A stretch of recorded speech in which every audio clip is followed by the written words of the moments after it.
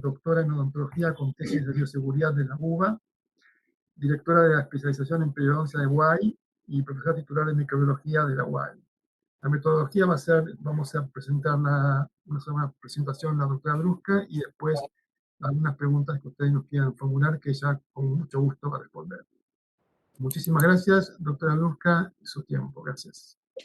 Bueno, muchísimas gracias a todos por estar un día lunes a esta hora y bueno, y por estar compartiendo con nosotros este curso, del cual vamos a hacer entonces un resumen en la presentación. A ver, ahí va. ¿Ahí se ve bien? Sí, podemos. Perfecto.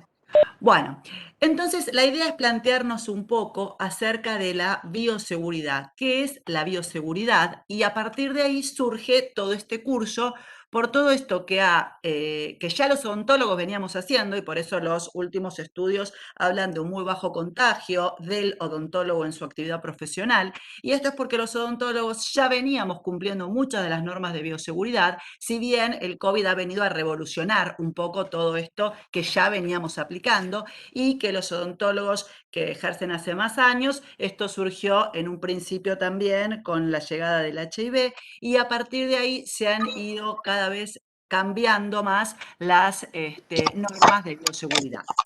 Y la bioseguridad no es más que las normas que van a hacer segura nuestra práctica.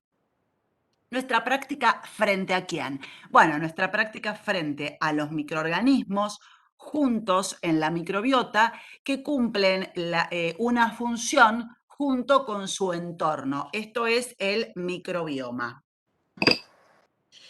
Y sabemos que dentro de los microorganismos que estudiamos, tenemos algunos de los cuales tenemos que tener más precaución para no contagiarnos, pero hay otros que forman parte de la microbiota normal. Y dentro de estos microorganismos tenemos los microorganismos que uno tiene en normalidad, que son aquellos que van a competir justamente contra los patógenos por los nutrientes. Dentro del grupo de microorganismos que fuimos estudiando en los módulos, tenemos las bacterias, de las cuales estudiamos la diferente composición de la pared. Sabemos que hay 3 tipos de bacterias: las ácido-alcohol resistentes, gram positivas y gram negativas, que todas las bacterias tienen elementos obligados, que son aquellos que sí o sí, por ser bacterias, van a poseer, dentro de los cuales vimos que tienen uno de estos 3 tipos de paredes, que tienen una membrana, que tienen citoplasma, que tienen ribosomas y que tienen nucleoide, y que hay elementos que son facultativos, que esto quiere decir que algunos lo tienen y otros no. Por ejemplo, podemos ver los esporos dentro de los que son importantes en la bioseguridad. Por eso hacemos énfasis en porque después vamos a ver que los esporos son importantes en la bioseguridad, siendo que son los más resistentes dentro de la escala de microorganismos antes de los priones, las bacterias esporuladas. Y después tenemos que estas bacterias no están solas, sino que se van a juntar en un biofilm. Van a estar todas comunicadas dentro de un biofilm. Otros microorganismos que vimos y que pueden habitar en la cavidad bucal son los parásitos, que viven a expensas del hospedador y dentro de los cuales la boca, uno que hemos encontrado y que está, es la Entamoeba gingivalis, partícipe en enfermedad periodontal. Dentro de los hongos podemos decir que las levaduras que habitan en normalidad en la cavidad bucal, pero que ante una baja de defensas podrían aumentar su número, por ejemplo, el género Cándida, que Cándida se va a comportar como levadura o como pseudomiceliar de acuerdo a las condiciones del medio, se va a adherir a las superficies o a los tejidos, va a producir enzimas también se une en biofilm y una capacidad muy importante que vemos en el costado, en el gráfico del libro de la doctora Negroni, pero del cual hemos hecho con esta propiedad distintos estudios, es el tigmotropismo, que es la capacidad de Cándida cuando ve distintas discontinuidades en el tejido conectivo de ir penetrando. Y esto significa que Cándida aprovecha estas discontinuidades del tejido conectivo para diseminarse. Y esto podría ser importante tanto en una candidiasis diseminada en un paciente que tenga las defensas más bajas, o sea que esté inmunodeprimido, por ejemplo, en cualquier paciente hospitalizado. Y es importante para tener en cuenta justamente en estos pacientes. Perdón, profe. Perdón, Lisa, ¿cómo estás, Irene? Quería saber si están escuchando los alumnos porque hay algunos que dicen no funciona el audio. Pero quiero saber si el resto escucha o si es un problema que tiene solamente uno de los alumnos. Si se escucha bien, dicen algunos. Quizá quien no está escuchando pueda modificar su audio. Perdón, que interrumpí. No, Sí por favor. Bueno, ahí vamos. Entonces, gracias. Lo importante, esto que decíamos, para tener en cuenta que la interrelación con los médicos, que muchas veces cuando uno tiene un paciente, el médico tiene un paciente hospitalizado, no piensa fundamentalmente en la cavidad bucal y muchas veces las candidiasis diseminadas parten de la cavidad bucal.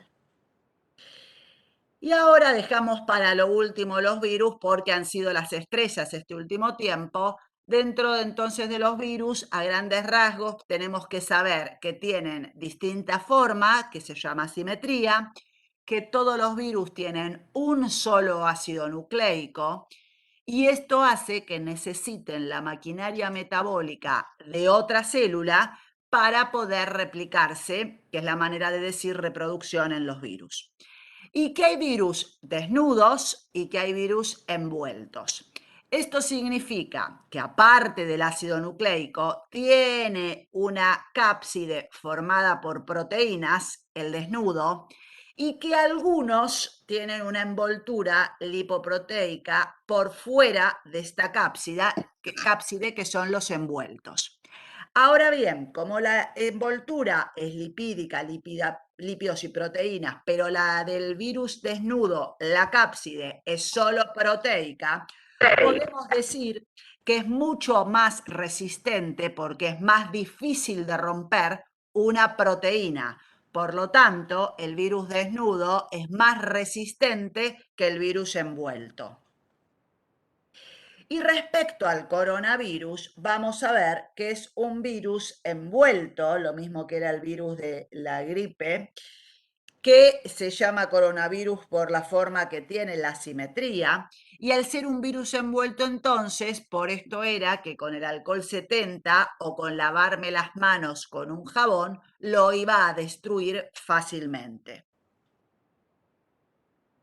En todo este juego de microorganismos, virus, hongos, parásitos y bacterias, va a haber un equilibrio entre la capacidad del hospedador de defenderse y la de los microorganismos de evitar esa defensa. En esta batalla entre microorganismos y las defensas del hospedador, está el equilibrio. Si la batalla la ganan los microorganismos, voy a tener una enfermedad infecciosa, y si los gana el hospedador, el individuo se va a mantener en equilibrio.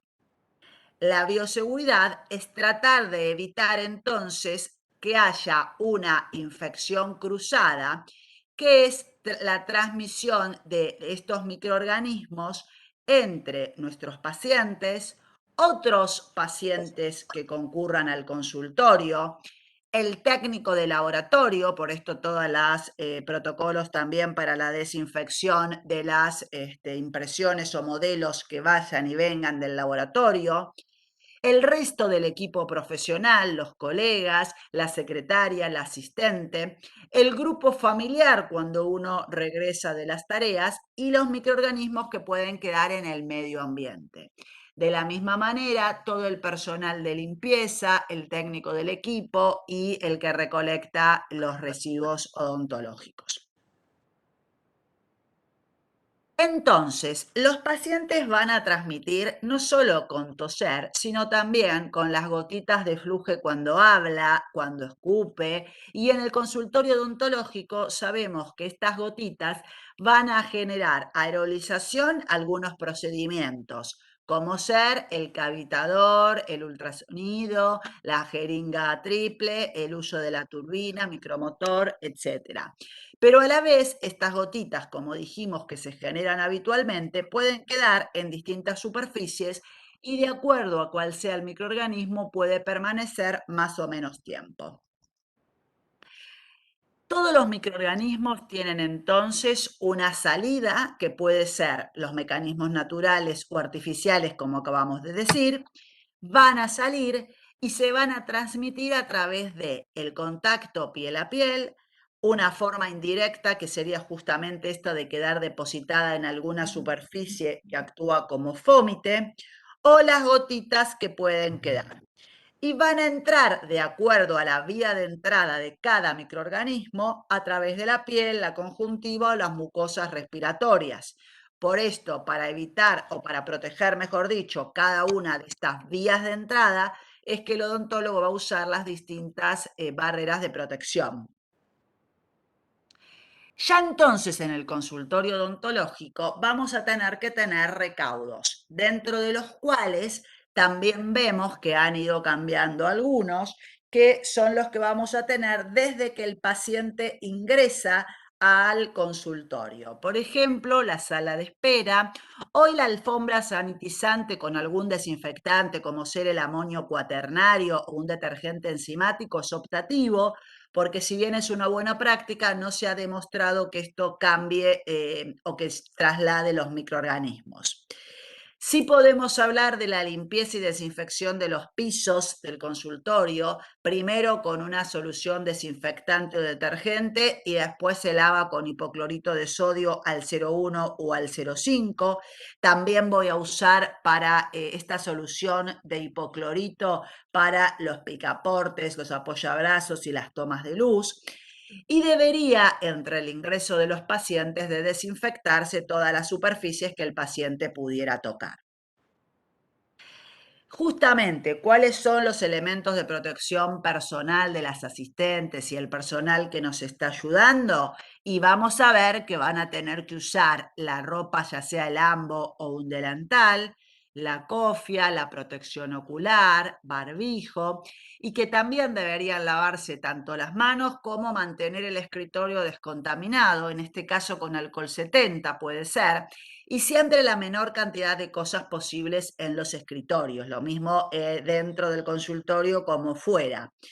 El teléfono es otra fuente que debería desinfectar o descontaminar y tratar de que los pacientes mantengan la distancia en la sala de espera. En la sala de espera, la seguridad se habla de un aforo al 50%, una distancia de 1,5 metros a 2 entre las sillas que están ocupadas, tomar la temperatura al paciente y se le puede dar alcohol en gel apenas llega si es que el paciente no trae, que frecuentemente traen ellos el alcohol en gel. El paciente debería tratar de tener la menor cantidad de cosas posibles, lo mismo que uno debe tener pocas cosas, el paciente tener pocas cosas y si no descontaminarlas. Y lavarse las manos con agua y jabón, que esto dijimos que particularmente a los virus envueltos sí los va a destruir, y colocarse, si no, alcohol en gel.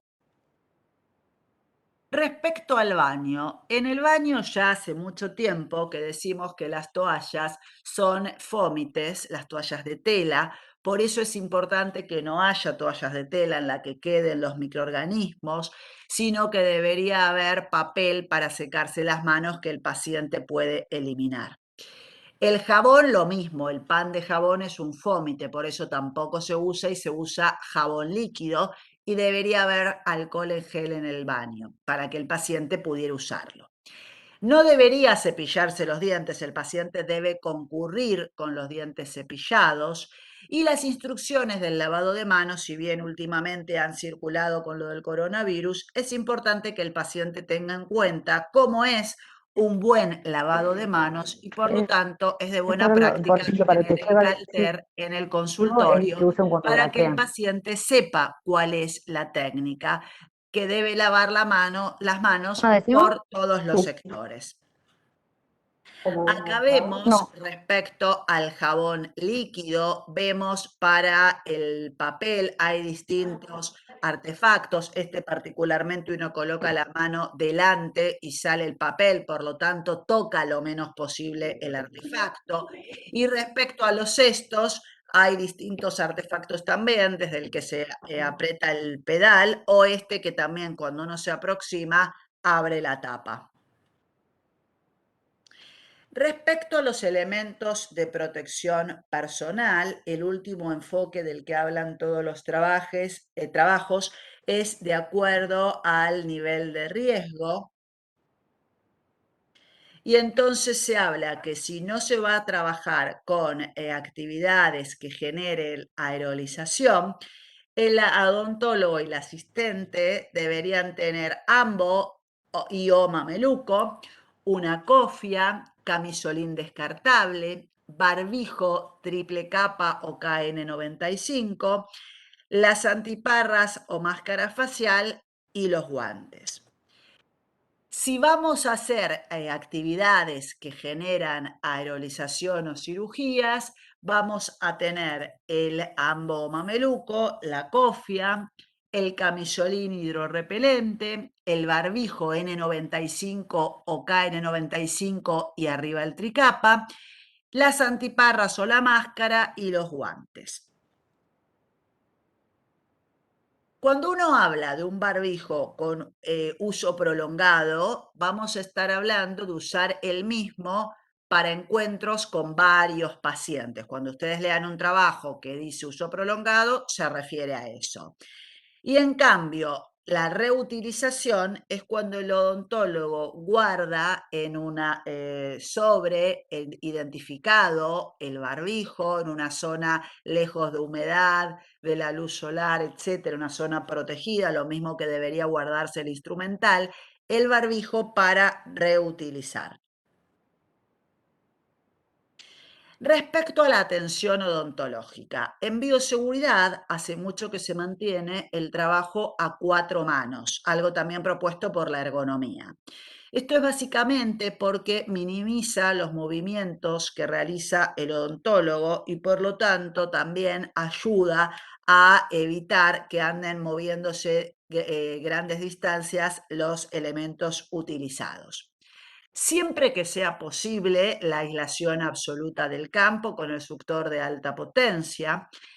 Y previo a la atención, el paciente debería realizarse un colutorio con alguna de las sustancias que mencionamos aquí abajo, dentro de las cuales está el agua oxigenada diluida con agua tibia, el digluconato de clorhexidina, la clorhexidina al 0,12%, que tiene la ventaja de tener sustantividad la clorhexidina, es decir, que queda adherida a las superficies y se va eliminando durante 12 horas. Por lo tanto, una vez que el paciente se hace el colutorio, va a quedar clorhexidina en las mucosas y se elimina mientras uno está trabajando.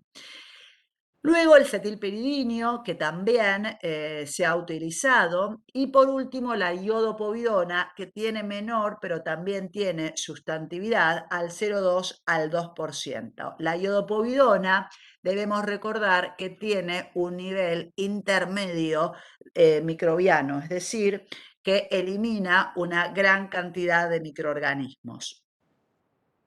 Respecto al consultorio, la idea es mantener el área de mayor contacto, aerolización y salpicaduras, que es la que ustedes ven en rojo, que es ese círculo, que ese círculo es el que mayor cantidad de gotas y de aerolizaciones va a haber cuando uno esté trabajando, cuando el paciente se hace un colutorio, etc. Por lo tanto, esa zona es la de mayor contaminación.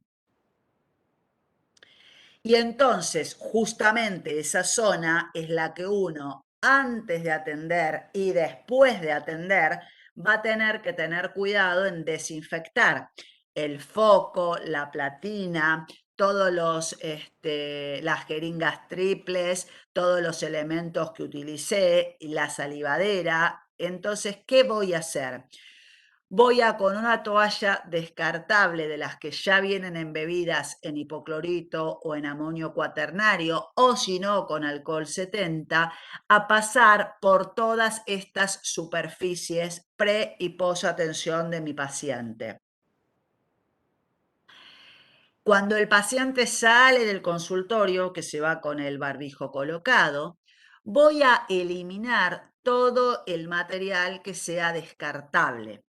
Voy a ventilar el consultorio, que los últimos trabajos hablan de que si el procedimiento que hice generó aerosoles, por ejemplo, una limpieza con ultrasonido, lo que voy a hacer es esperar de 10 a 30 minutos, que igual calculen que entre que uno pasa por todas las superficies sería y elimina los residuos y pone a descontaminar el resto, es más o menos lo que tardaría. Y en pacientes que no fueron sometidos a técnicas que tengan generación de aerosoles, podría, por ejemplo, si hago una consulta odontológica, no es necesario que detenga la actividad. Entonces, una vez que yo atiendo al paciente, que se hizo el colutorio, lo atendí, etcétera, el paciente se retira, lo primero que voy a hacer es desinfectar o descontaminar el instrumental utilizado. El propósito o el fin de la descontaminación es justamente evitar, el fundamento es evitar el riesgo para el que está operando después con ese instrumental, para volver a prepararlo y que el instrumental quede en condiciones para esterilizar. Por lo tanto, lo primero que voy a hacer es colocarlo en una solución que puede ser hipoclorito o iodopovidona. No puede ser solución enzimática, porque la solución enzimática no tiene nivel microbiológico, solamente lo que hace es ayudarnos a desprender la materia orgánica. Por lo tanto, podría ser un paso previo a la desinfección con algún agente desinfectante. El agente desinfectante lo pueden usar en un tupper o en ultrasonido. El ultrasonido ayudaría con el desprendimiento de la materia orgánica si no utilizamos un enzimático, pero en realidad no marca una diferencia en la desinfección. Una vez que uno mantuvo el instrumental en estos agentes desinfectantes, ahí sí lo enjuago, lo limpio, lo seco con papel de un solo uso y lo acondiciono para llevar a esterilizar. Lo único que podría ser diferente es un servicio en el que exista un termodesinfector que en el mismo procedimiento sí va a lavar, desinfectar y secar como si fuera un gran lavavajillas, pero sale desinfectado y ahí ya sí lo empaquetan y lo esterilizan.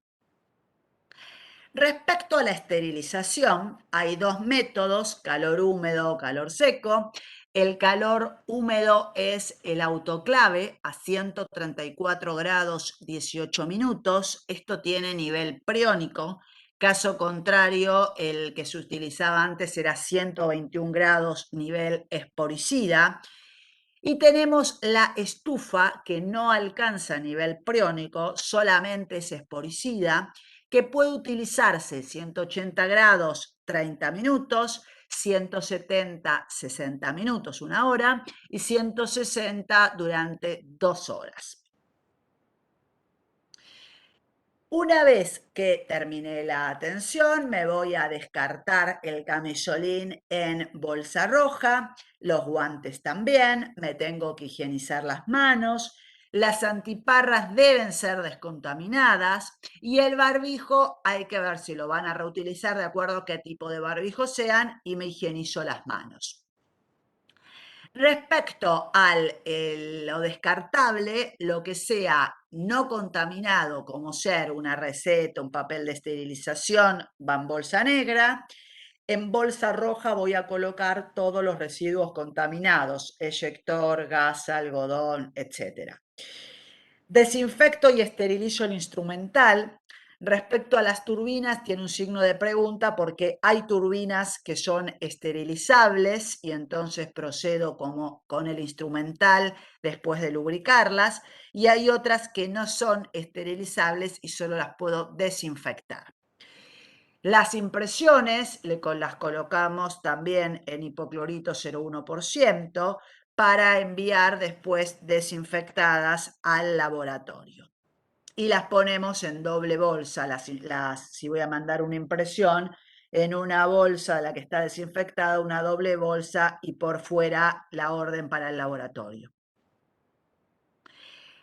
Una vez que ustedes utilizaron los métodos que contamos de la desinfección y la esterilización, y esterilizaron el instrumental y lo almacenan correctamente, la esterilidad solo va a depender de cómo esté el instrumental almacenado. Por lo tanto, no hay un tiempo límite de esterilidad, porque si yo, por ejemplo, tratamientos de conducto no hago, pero tengo por las dudas, tenga que hacer una apertura, mi caja guardada, si la caja está lejos de zonas húmedas, con luz, de mucho pasaje de gente y que se rompa el papel de envoltorio, si nada de esto sucede, la esterilidad no tiene durabilidad límite y ustedes podrían en cualquier momento volver a usar ese instrumental. La importancia de esto es que los instrumentos que tienen filo, que son muchos en odontología, se va perdiendo ese filo en las distintas esterilizaciones. Por ejemplo, las curetas tienen una duración en condiciones óptimas de 20 pasos por el autoclave. Y lo mismo todos los instrumentos de corte, que cada uno tiene distintos tiempos. Y por otro lado, la importancia también en los espejos, que pierden el azogue, esa capacidad de darnos bien la imagen. Todos los instrumentales van sufriendo deterioro. Por lo tanto, es importante guardarlos en un lugar apto y separados. No tengo que esterilizar todos los exploradores en una caja, porque entonces cuando yo abra la caja contamino todo el resto. Por esto la importancia de hacer unidosis. Respecto a los controles de la esterilización, los controles físicos son controlar que esté bien todos los enchufos del termómetro, que ande bien el manómetro, etcétera, que se hace en cada ciclo. Cada vez que yo enciendo el aparato, me fijo que esté funcionando correctamente. Respecto a los controles químicos, son las cintas o el papel que cambia de color. El problema es que cambia de color cuando llega a la temperatura, pero no me avisa que se mantuvo el tiempo adecuado, es decir, que estuvo, según sea autoclave o estufa, 1 hora, 2 horas, etcétera.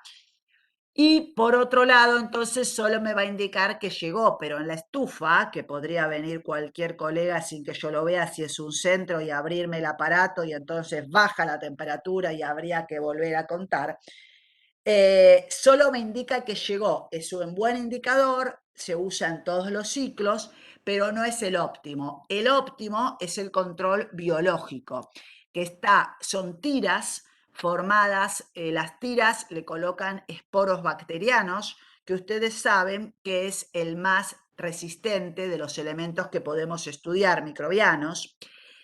Y entonces, ¿qué sucede? Esas tiras ustedes las colocan en el autoclave o la estufa y realizan el ciclo como lo hacen habitualmente. Luego esa tira hay 2 opciones.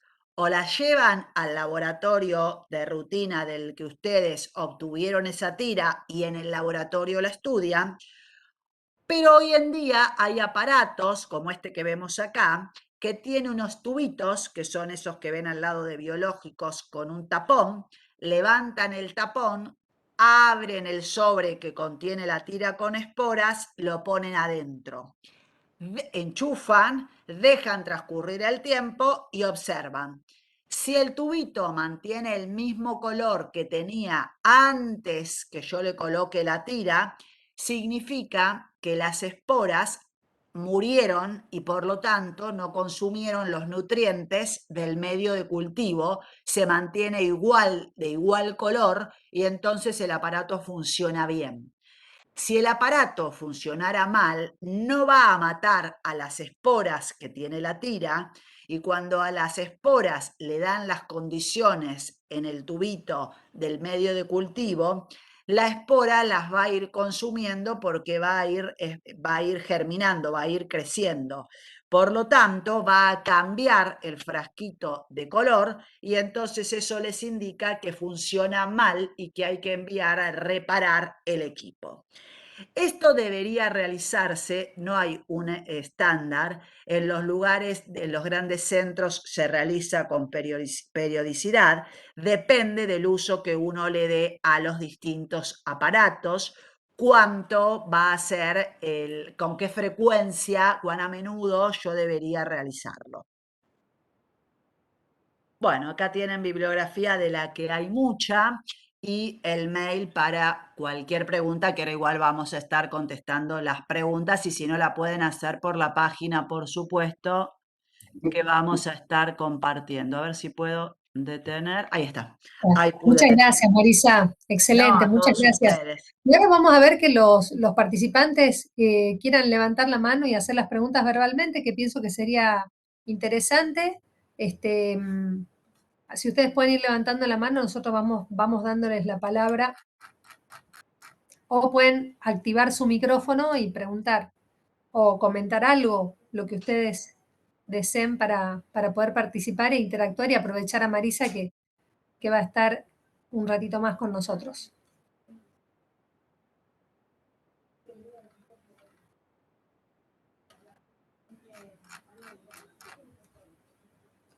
Hay un poco de timidez en la tribuna, o se entendió todo, o se entendió absolutamente todo, esa es otra opción. No, lo que ocurre es que en los encuentros virtuales, cuando uno hace estas propuestas virtuales, nosotros nos dimos cuenta, esta es la cuarta edición, o la quinta, quizás, la quinta edición que nosotros hacemos de todos los cursos, y nos hemos dado cuenta que se necesitan como estos espacios de interacción, de poder verse un poco la cara. Acá hay una de las chicas que quiere preguntar, a ver. Hola, buenos Ahí días. está, a ver. Ahí justo lo pude activar. Ahí ¿Tenés activa la camarita?